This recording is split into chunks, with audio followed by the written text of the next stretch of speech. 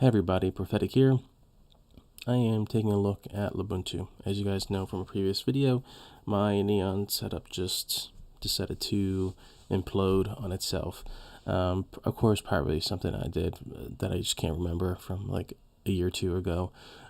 And after the upgrade, after some updates, it just, went bonkers on me. So I am in search for another distro. And I decided, despite the fact that the three top potentials were Pop! OS, a fresh install of Neon 18.04 instead of doing like an upgrade from 16.04 to 18.04, and instead of Kubuntu, I decided to say, hey, Lubuntu has been doing some really cool things and making a pivot, and I appreciate that. And I wanted to see if I could swing with it for a little bit. So these are some of my initial impressions of my experience so far. First, when you boot up, I like the little, power settings configuration it offers. Ask you what do you prefer to do when you're in battery, when you're in closing the lid if you're on a laptop. And so that was kind of quaint. I don't really see that too much. Of course, having that in a official welcome screen would be nice, kind of like what Fedora does with GNOME, configuring the experience before you even get into the desktop environment, obviously with the option to skip. But of course, there's 18.10. They're just getting their bearings, so just that's something to think about for the future. But yeah, I like that direction though overall. So when I log in, I like the themes that they offer in terms of like giving you options. Nothing's gonna blow you out the water, but they're nice. And I'm a sucker for like the blues and purples, so I think that color palette is nice. It sets itself apart. So I just started installing a bunch of stuff. Some from Snap, some from the store. And these are just some of the apps I installed. OBS snaps, VLC snap. I'm going to probably remove Libre because OnlyOffice tends to be my thing right now. Yeah, a bunch of the browsers, MailSpring.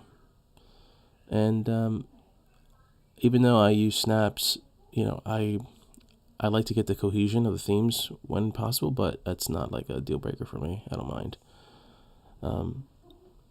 Yeah, so these are just kind of things that come with it, some things I added to it, and I've really tried to make it feel homey to me, and I'm just not all the way there, unfortunately. So a couple quirks. After some time of use, when I launch and search for something, it doesn't always come up. When I do click on something, like I just recently tried to click on a Kupfer, it doesn't come up, it doesn't launch. So there's some issues with like pulling things up here. And it's usually after I'm using it for a while, after like 30 or 40 minutes, when I hit the super key and then try to search for something. You see the options there, right, normally, but there have been times where I type and nothing comes up. And it would just not show anything.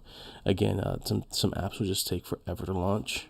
This is not just a snap that's on first launch, like Telegram would take forever to launch over and over again.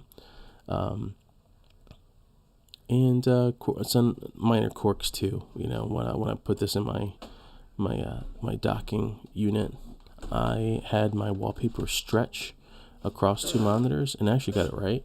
And that's awesome. That's a nice little touch, how to kind of like try to stretch your monitors like across screens, your wallpaper across the screens, which is nice. But I couldn't make my bigger monitor my primary monitor, and my launcher wouldn't go where I wanted to go, so it stayed on the laptop screen. So small things like that, just needs more time. They need more polish, and they're gonna get there in time.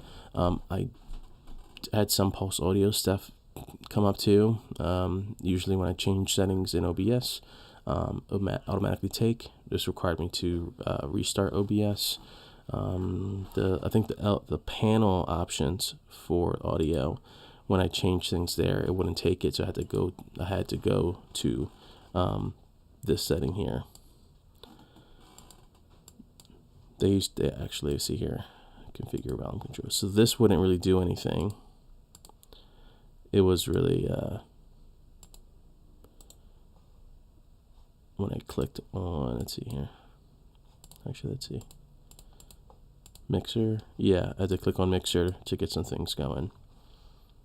So again, like,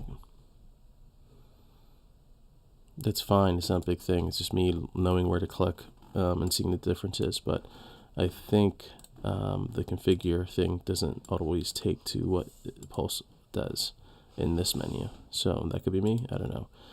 But it's not ready for me. It might be ready for you if you like a simple, straightforward system that has like a modern flair. I wouldn't say a touch. It's getting there. You can see hints of it being modern, despite being having the stereotype of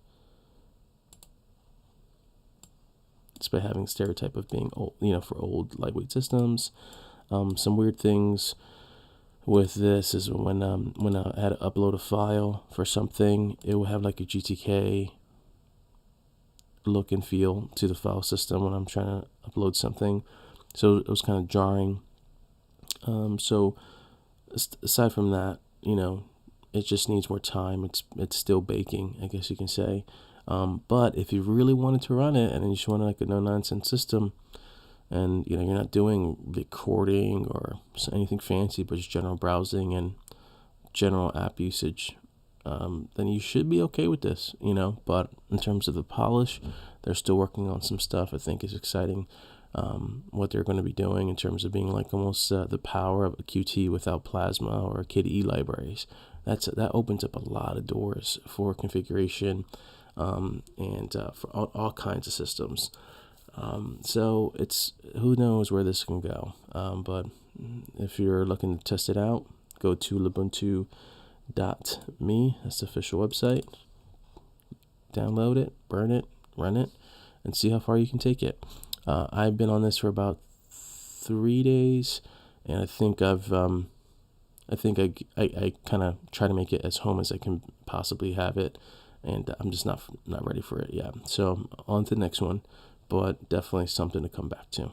Have a good one.